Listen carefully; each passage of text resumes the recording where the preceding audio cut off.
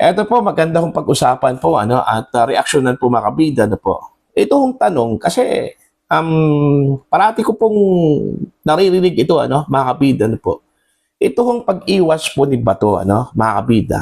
Yung pagtakas po niya mga kabida doon ho sa kanyang mga arresting officers dahil ho sa arrest warrant na inilabas po ng International Criminal Court.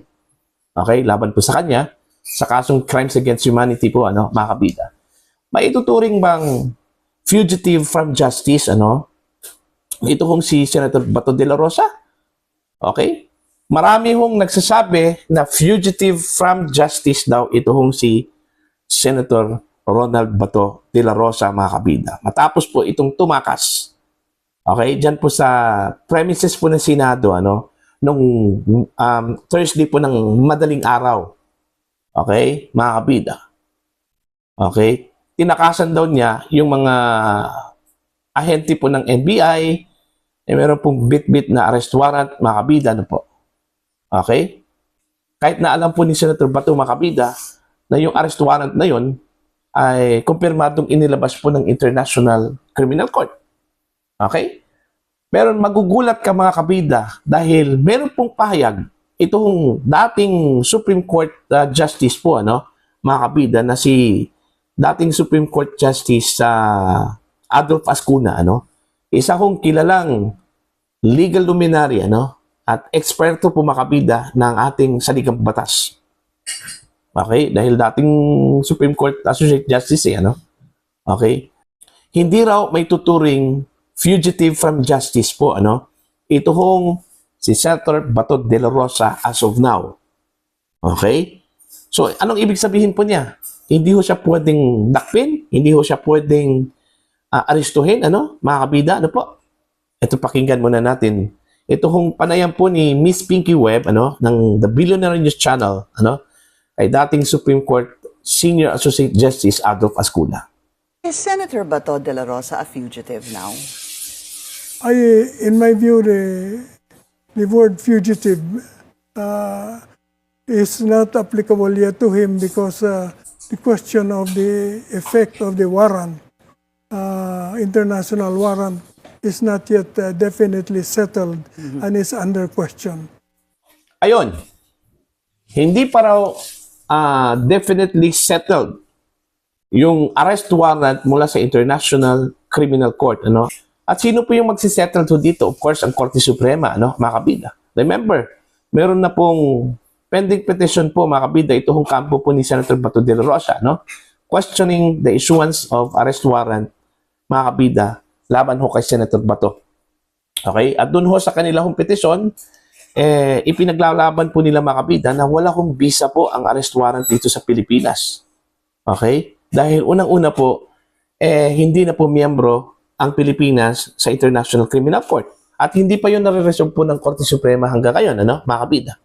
Although kahapon po, lumabas po yung desisyon po, mga kabida, ng Korte Suprema patungkol ho dun sa prayer, sa kanilang petition na maglabas po ng temporary restraining order po, mga kabida, ito hong Korte Suprema. Okay? Dininay po, mga kabida, ng SC yun. Okay? Pero hindi ibig sabihin po, mga kabida, na valid na po yung arrest warrant, mga kabida. Okay? Kaya nga sabi po ni dating Supreme Court Associate Justice Adolf Ascuna, as of now, hindi po ito maituturing na fugitive from justice, ito hong si Senator Bato de la Rosa, dahil hindi po nasisettle yung main na usapin patungkol ho sa petisyon. Okay, ang niresolve lang po ng SC kahapon is yung prayer for temporary restraining order. Pero hindi ibig sabihin na valid po ang arrest warrant. Okay, tatalakayin pa yan, mga kabida ng SC. Kaya bago po ma-ideklara po na fugitive from justice, ito kong si Senator Bato de la Rosa, sabi po ni Justice Ascuna, mga kabida, kailangan mo nang isettle, i-resolve muna ng SC yung main petition, mga kabida, kung meron bang jurisdiction ang warrant of arrest na inisyu po, mga kabida, ng International Court dito ho sa Pilipinas laban ho kay Bato. Okay? So, tuloy po tayo, mga kabida.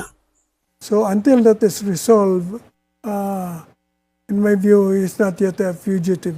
And if that is your view, then I would assume that there's no point in arresting him just yet, pending the issue before the Supreme Court? On the basis of the ICC warrant, that has to be resolved first, whether the ICC warrant by itself is sufficient to require Philippine authorities to immediately arrest Senator Bato.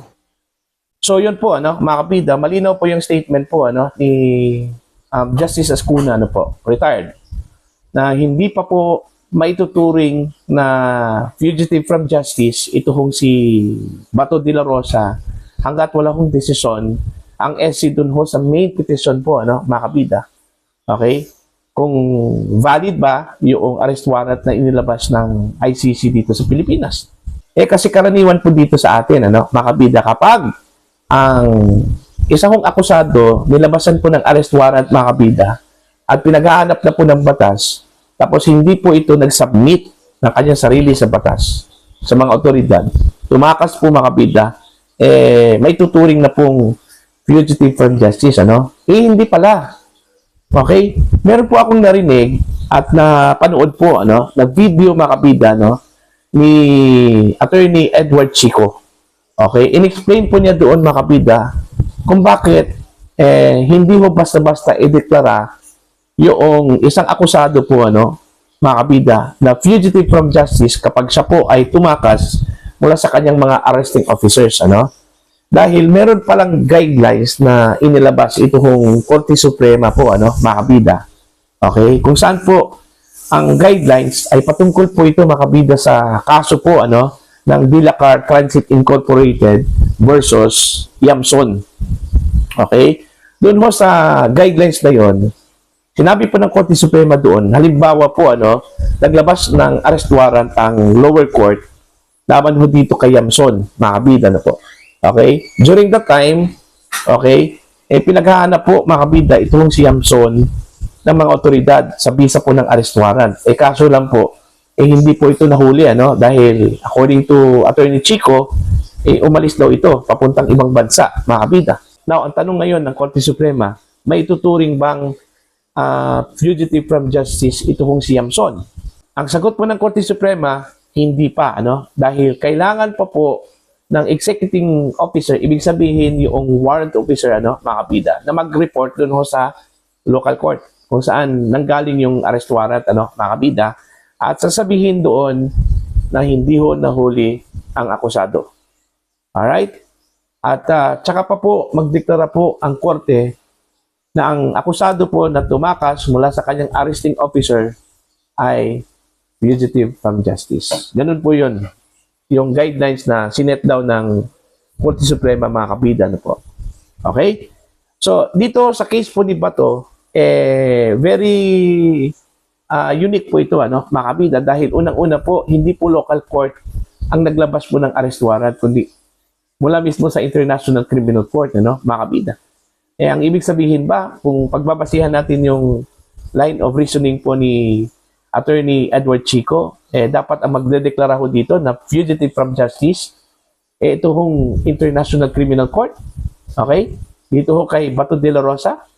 May sagot niyan, mga kabida, ito hong si Justice Adolfo Ascuna, ang pagkakaintindi ko po dun ho sa kanyang sinabi, ang magdedeklara po na takas sa batas, o fugitive from justice, mga kabida, ito hong si Bato, ang Korte Suprema, mga kabida. Considering meron pong pending petition po itong kampo ni De La Rosa dyan po sa Korte Suprema.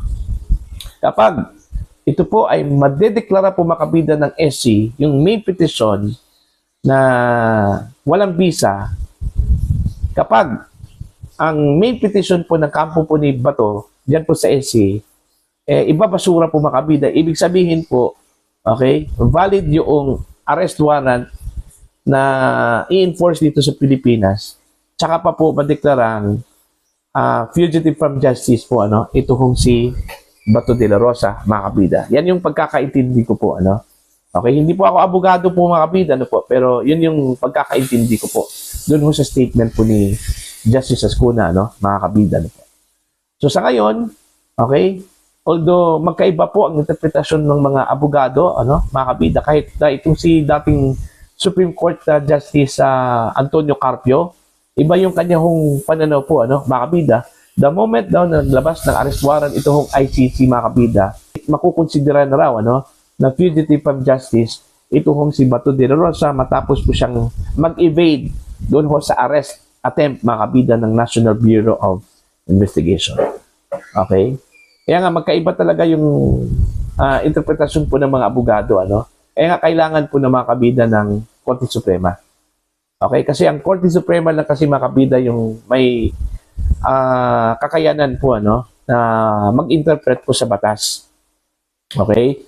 Sila lang po yung makapagsabi po, ano, mga kabida, na tama yung arrest warrant o invalid yung arrest warrant, ano, mga kabida, mula sa International Criminal Court. At yun yung aantayin po natin. Pero ang katotohanan po, mga kabida, wala na po si Bato de la Rosa.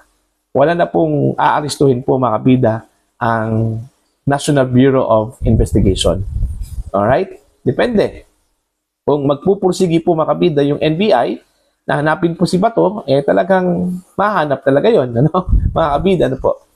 Alright? Pero sa pagkakaintindi ko po, mga kabida, stand down ata ito hong NBI ngayon, hanggat wala pa pong desisyon ang SC dun ho sa main petition. Okay? Although, gaya ng sinabi ko po kanina, dininay po ng SC, mga kabida, yung prayer for temporary restraining order, pero hindi ibig sabihin po, mga kabida, no, na makukonsidera na pong valid yung international arrest warrant na inilabas po ng ICC, ano, mga kabida. Okay? Aantayin natin ang magiging desisyon po ng Korte Suprema kung valid ba at may jurisdiction ba ang ICC na maglabas po ng arrest warrant laban ho kay Bato de la Rosa, no, mga kabida. Para ho sa inyong opinion at pananaw po, ano, please comment down. Sa mga hindi pa po subscriber po sa aking channel, please subscribe. Just click the subscribe button, click the notification bell, click all para updated po kayo, mga kabida, sa aking uploads. Maraming salamat po sa inyo lahat.